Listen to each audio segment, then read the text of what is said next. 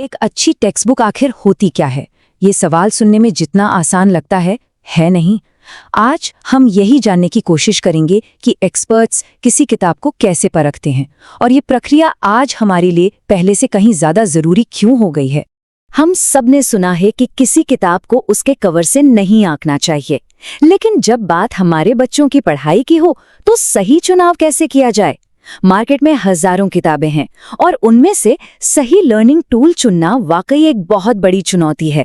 तो इस सवाल का जवाब ढूंढने के लिए हम 5 हिस्सों से गुजरेंगे। हम देखेंगे कि एक्सपर्ट्स किताबों को कैसे जांचते हैं, एक अच्छी टेक्स्ट बुक में आखिर होता क्या है और कैसे एक ग्लोबल क्राइसिस ने इस पूरी कहानी में एक नया मोड़ ला दिया। चलिए सबसे पहले बात करते हैं उस चुनौती की जिसका सामना हर टीचर और पेरेंट करता है। इतनी सारी किताबों में से वो एक किताब कैसे चुने जो सीखने को सबसे असरदार बनाए। देखिए, ये सिर्फ एक किताब चुनने की बात नहीं है। एक सही टेक्स्ट बुक सीखने में दिलचस्पी जगा सकती है, जबकि एक गलत चुनाव बच्चों को उस सब्जेक्ट से दूर भी कर सकता है। मतलब इस एक फैसले पर बहुत कुछ निर्भर करता है। तो फिर एक्सपर्ट्स इस मुश्किल को आसान कैसे बनाते हैं? वो कोई अंदाजा नहीं लगाते। उनके पास एक सिस्टमैटिक तरीका है, एक पावरफुल टूल है जिसका वो इस्तेमाल करते हैं। चलिए इस टूल को जरा करीब से देखते हैं। इसे कहते हैं टेक्स्ट बुक मूल्यांकन चेकलिस्ट। आसान भाषा में कहें तो ये एक तरह का रोड मैप है जो किताब को परखने वालों को गाइड करता है। ये पक्का करता है कि वो किताब के हर जरूरी पहलू को, जैसे कि भाषा, डिजाइन और टॉपिक, सबको ध्यान से परखें ताकि कुछ भी छूट ना जाए। तो ये चेकलिस्ट इतनी असरदार क्यों है? पहली बात, ये सिर्फ टिक बॉक्स की लिस्ट नहीं है। ये गहराई से विश्लेषण करने में मदद करती है। ये समय बचाती है और पूरी प्रोसेस को एक सिस्टम में बांध देती है, जिससे कोई भी जरूरी बात नजर से चूकती नहीं। ठीक है, तो अब आते हैं सबसे दिलचस्प हिस्से पर। एक बड़े रिसर्च रिव्यू ने पिछले 10 साल की स्टडीज को खंगाला है, सिर्फ ये पता लगाने के लिए कि एक शानदार टेक्स्ट बुक के पीछे का साइंस आखिर है क्या। हमारी सारी जानकारी का आधार है ये एक सिस्टमैटिक रिव्यू। इसमें रिसर्चर्स ने 2011 से 2021 के बीच हुई 36 अलग-अलग स्टडीज को एनालाइज किया, ये समझने के लिए कि एक्सपर्ट्स असल में टेक्स्ट बुक्स में क्या ढूंढते हैं। इतने सारे डेटा को खंगालने के बाद एक बहुत ही दिलचस्प पैटर्न सामने आया। रिसर्चर्स ने पाया कि बार-बार 9 ऐसे कॉमन क्राइटेरिया थे जिनका इस्तेमाल टेक्स्ट बुक्स को परखने के लिए किया जा रहा था।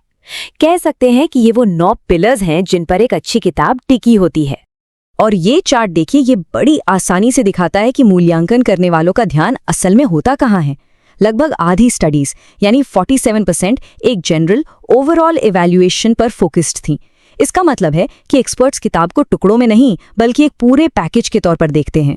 और ये है वो 9 पैमाने जिन्हें 3 हिस्सों में बांटा गया है। सबसे पहले है सामग्री यानी कंटेंट। इसमें देखा जाता है कि एक्टिविटीज कितनी दिलचस्प हैं, क्या किताब जरूरी स्किल्स सिखा रही है और क्या टॉपिक बच्चों के मतलब का है। दूसरा है दिखावट यानी अपीयरेंस, मतलब किताब का डिजाइन कैसा है, पढ़ने में आसान है या नहीं। और आखिरी में सप्लीमेंट्री मटेरियल यानी किताब के साथ कोई एक्स्ट्रा हेल्प जैसे वर्कबुक या ऑनलाइन सपोर्ट मिलता है या नहीं। अब कहानी में आता है एक बड़ा ट्विस्ट। महामारी ने जो किया उसने मौजूदा टेक्स्ट बुक्स की एक बहुत बड़ी कमी को सबके सामने ला दिया। देखिए, ट्रेडिशनल टेक्स्ट बुक्स को एक खास माहौल के लिए बनाया गया था, क्लासरूम, जहां टीचर सामने हो, दोस्त साथ हो और सीखना एक ग्रुप एक्टिविटी हो। और फिर अचानक सब कुछ बदल गया।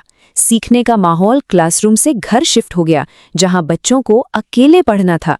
और इस नई हकीकत के लिए हमारी टेक्स्ट बुक्स तैयार नहीं थीं। और ये कोट, ये इस प्रॉब्लम की जड़ को बिल्कुल सही पकड़ता है। किताबें उस दुनिया के लिए नहीं बनी थी जिसमें हम अचानक जी रहे थे। वो एक ऐसे भविष्य के लिए डिजाइन नहीं की गई थी जो रातों रात हमारा आज बन गया था। तो कुल मिलाकर मसला ये था, टेक्स्ट बुक का डिजाइन एक तरफ और पढ़ाई लिखाई की नई हकीकत दूसरी तरफ, दोनों के बीच एक बहुत बड़ा गैप था। तो फिर इस गैप को भरा कैसे जाए?